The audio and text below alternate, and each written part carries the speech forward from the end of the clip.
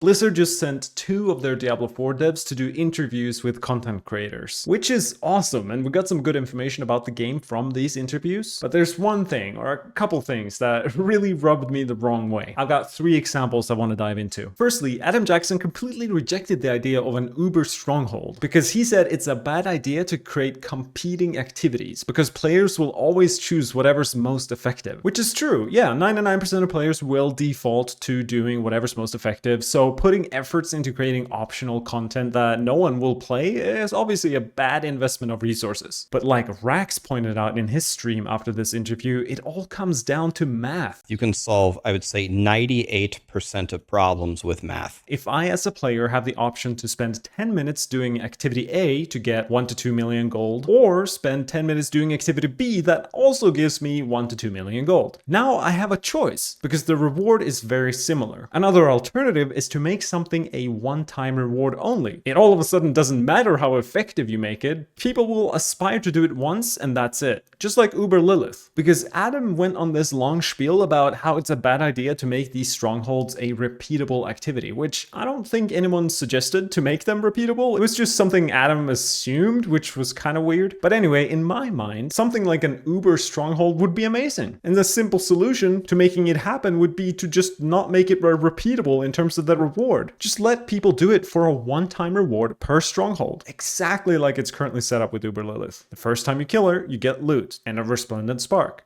But every other time you kill her after that, you get nothing. I feel like they could take this approach to a lot of content in Diablo 4, to add a lot more gameplay to each season. We're talking really low-hanging fruit here. Like, imagine if every stronghold had an Uber version of it available. Really hard challenge, and a one-time reward per season would be things like materials, maybe a resplendent spark. Maybe it has a similar loot table to some of the Uber bosses. Now, all of this sounds like a very fun idea that seems easily implemented, but the devs' response was very negative to even the idea of this, like as if they knew better than the plebs that play their game. How dare we suggest fun things to do in their game? This leads me on to talking about the Altars of Lilith. I've almost forgotten these were even in Diablo 4 because I haven't touched one since the launch of the game. Basically, the process of farming renown is a great example of what I've been talking about so far in this video. Blizzard completely removed the renown journey as an activity in Diablo 4 because now once you've done it, you never have to do it again. And thank God they did this, because a lot of players did not enjoy this gameplay, but some players actually did. So why didn't they make every Altar of Lilith reset every season, and instead of giving the player permanent stats, which would force everyone to do it, just make them give the player crafting materials or glyph XP, so it can be a fun little one-time optional side project as an alternative to getting these things from the regular gameplay loop. Basically, I'm just disappointed that Blizzard aren't being creative with their solutions and rather limiting their options via their thinking. To me, in these interviews, they've come across a bit close-minded. Now, they might not have been 100% honest in their answers and reasoning behind their decisions, which I completely understand since there's a lot of things they aren't allowed to say. But to me, the devs have come across quite defensive and not showing that,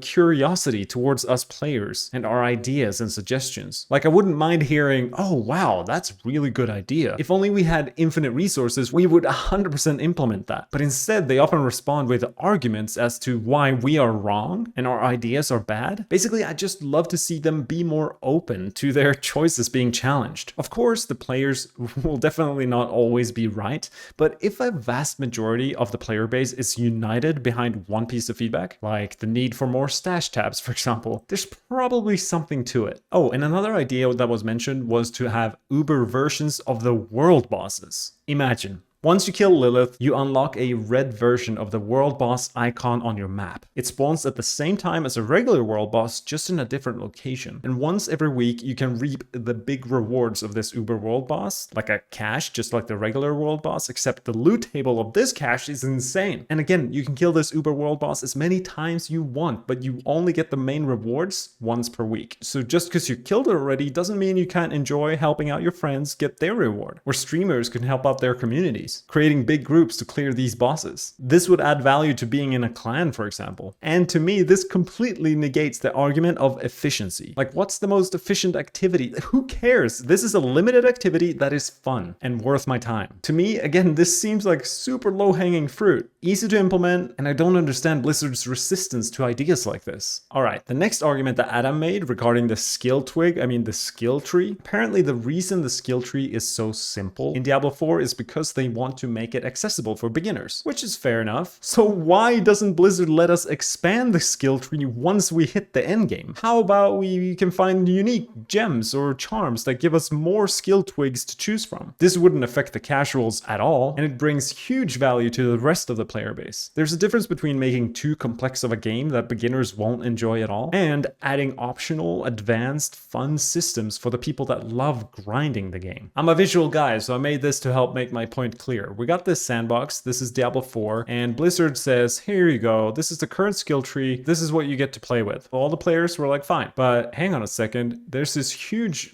shed full of toys, just right over there, like a bigger skill tree with more twigs, more options. If I want to, can I go play with those? And Blizzard's like, no, you want to go play with those? No, you can't. We're gonna close the door for you right there. It's a bad idea. Never mention other toys again. You got these basic toys to play with, and that's all you get. But in reality, there's nothing wrong with the basic toys, but to the grinders and the people that want to enter the end game and have more fun creating builds and expanding on their, class fantasies, let us access the other shed. It seems like a no-brainer, and I don't understand how these developers could argue that this is a bad idea for the game. Final point I want to make is about the map overlay. Literally every ARPG has this, even Diablo 2 from 20 plus years ago. And Blizzard's argument for why this is not in Diablo 4 is immersion. Their point is, if there's a map overlay, it would cover and distract us from the beautiful art and their beautiful game. I mean, are you serious? When I'm playing Diablo 4, I'm spamming the map button to look at the full screen map,